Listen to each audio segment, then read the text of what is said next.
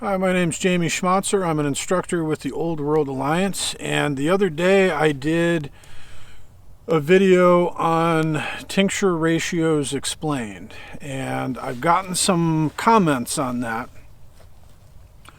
I also recently had done a video about the coronavirus and all that sort of thing as regards herbalism and herbal preparations. And again, I've had people asking me questions about, look, man, tinctures take at least 8 weeks and fire cider is 4 to 6 weeks. I need to boost my immune system right now. I can't wait 4 to 6 weeks for fire cider. I can't wait 8 weeks for a tincture. What can I do now?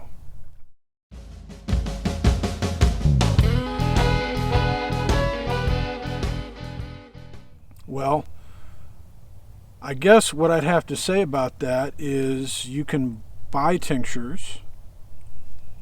It's going to cost more to buy it than it would be to make it, at least in my case. Fire cider, I don't know if maybe there's somebody at a farmer's market or something like that might sell it, but a quicker way to make something like fire cider, I wouldn't necessarily call it fire cider, but would be, instead of chopping up all the ingredients, and if you don't know what fire cider is, check out my video on the Old World Alliance website. I have 2 videos, one where I initially prepare the fire cider, and then 6 weeks later I strain it out and finish it and bottle it. You can find that video at jointheowa.com. The Old World Alliance is a subscription website with a whole slew of different instructors. It's about $10 a month. Anyway, if you're not interested in that, basically fire cider is roughly equal parts onion, garlic, ginger, and horseradish. And you chop those up. The horseradish is better if you grate it up. And you put that, I make 3 half-gallon mason jars at a time. I fill up each of those 3 half-gallon mason jars with about equal parts of those 4 ingredients. I add some cayenne powder to it. I also put in some habaneros. I put in some rosemary, some slices of lemon. Those are all extra. Cayenne's kind of important to the recipe. And then I fill the jar with apple cider vinegar and shake that up every day for 4 to 6 weeks, and then afterwards I strain out all 4 of those into a big gallon jug.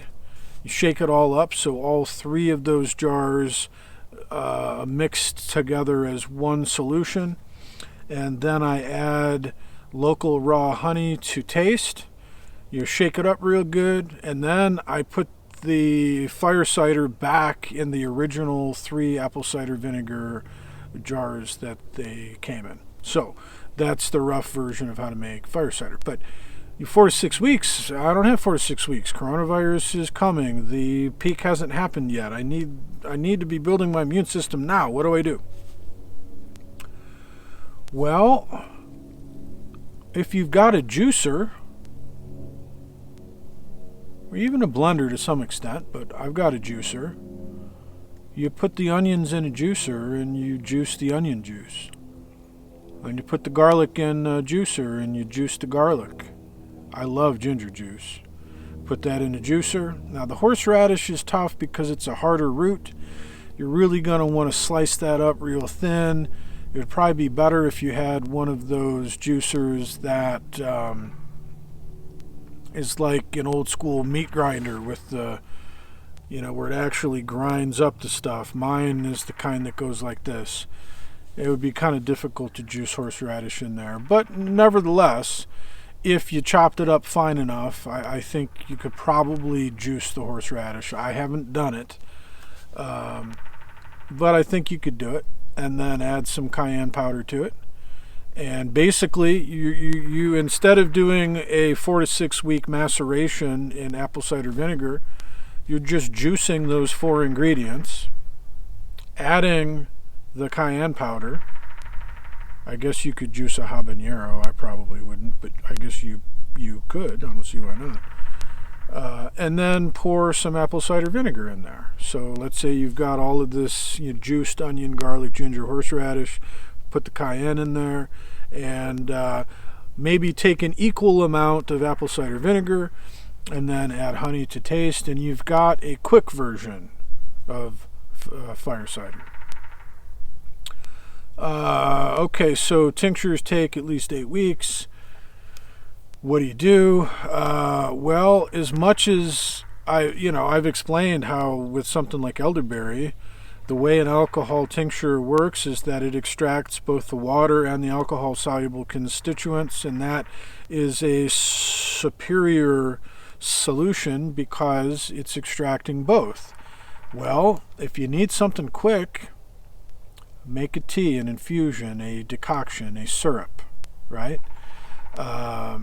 You might not have 8 weeks for an elderberry tincture, but you can make elderberry tea. You can make elderberry syrup, and that's quick, if you can find the elderberries. What if you can't find the elderberries, or maybe you can go to CVS or Rite Aid, Drug Mart, whatever drugstores you have in your area. They might still, just the other day, I saw at CVS they had elderberry syrup, they had elderberry gummies. So, I found it. I didn't buy it because I don't need it, but they had it. You could just buy it. There are other edibles that would be good to boost the immune system that you can make right away or consume right away. Someone just today was asking me about ingesting essential oils, and I don't really advocate that. I know a lot of people do. I'm very conservative when it comes to the ingestion of essential oils. The only essential oil that I ingest with any regularity is oil of oregano, and I'll do that directly under my tongue. I will add it to soup, but other than that, I'm not going to recommend anybody do it. I'm just telling you what I do. Okay, so this is not prescriptive for you, it's just descriptive of what I do. Oil of oregano I do ingest. But as far as foods, turkey tail mushroom, it builds the immune system. You can find that in capsules, you can find that as a powder, you can get that on Amazon.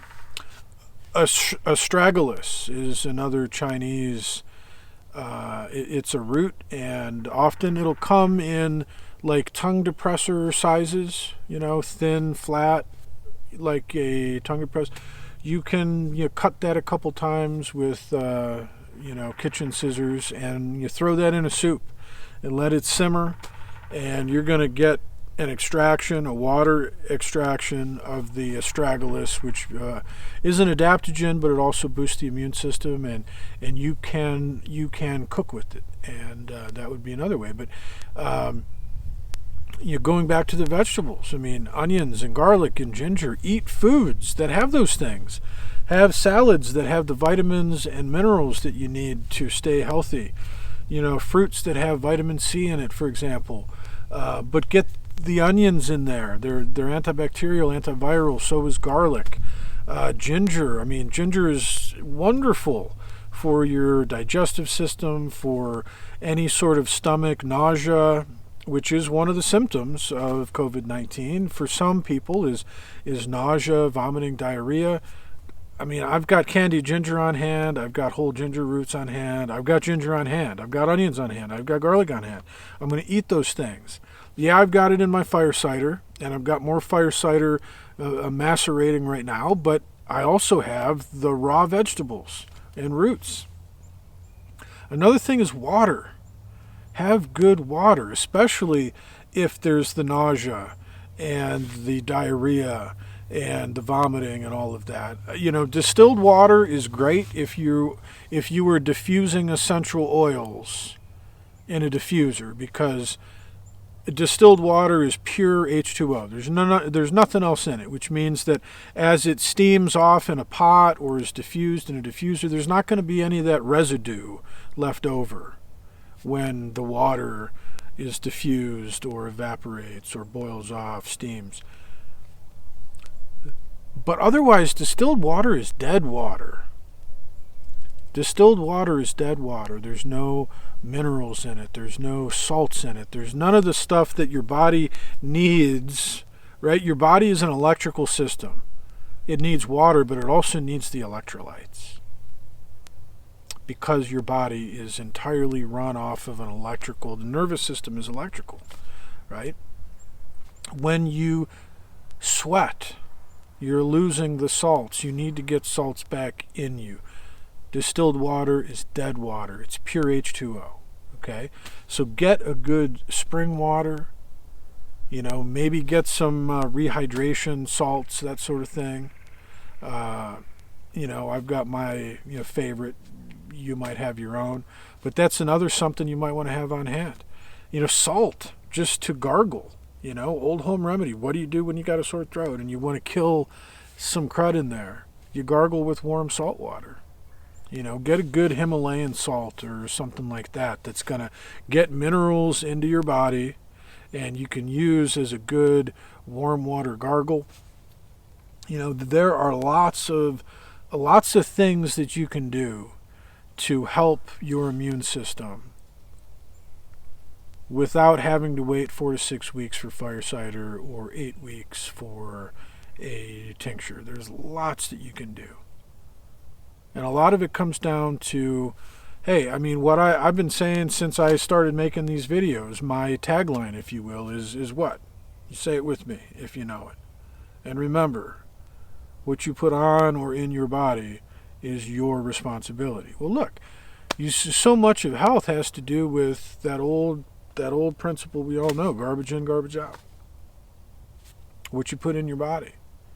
Right? So your immune system, in a sense, unless you've got some disorder or what have you, I'm not an expert on all that, has to do with your diet and what you eat. During quarantine, are you eating Doritos and Snickers bars, or are you eating fruits and vegetables? Because I know when I go to the grocery store, all the bread is gone. Well, bread, carbs, they just turn right into sugar. That's not really the healthiest thing. Pasta, another carb, it turns right into sugar. Not the healthiest thing. Ramen noodles, rice.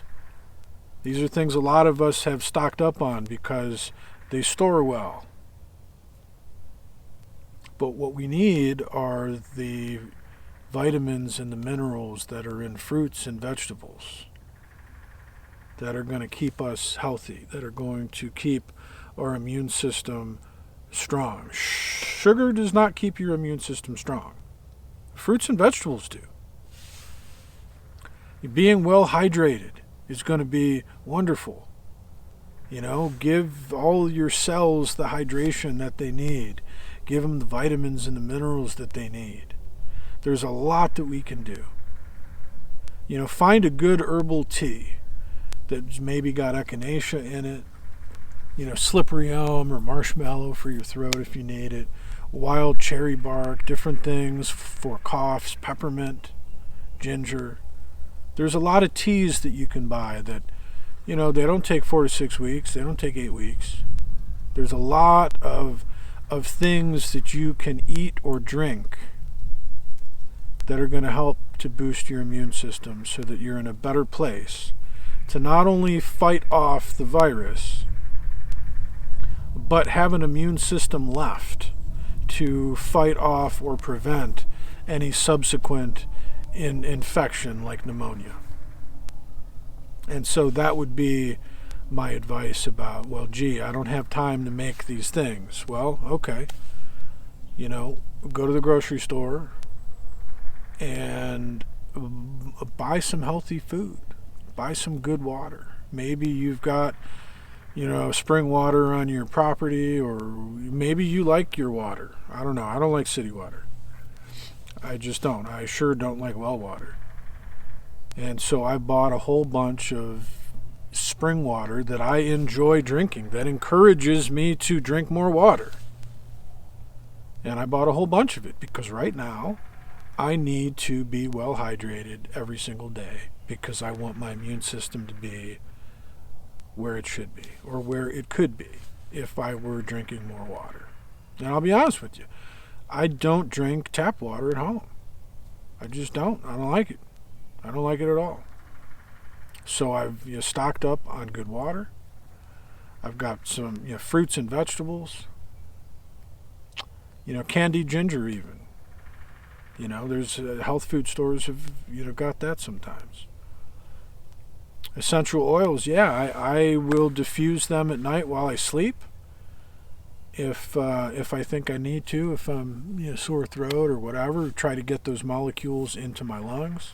There's a lot that we can do without having to make preparations that take weeks or months. So there's a little food for thought for you.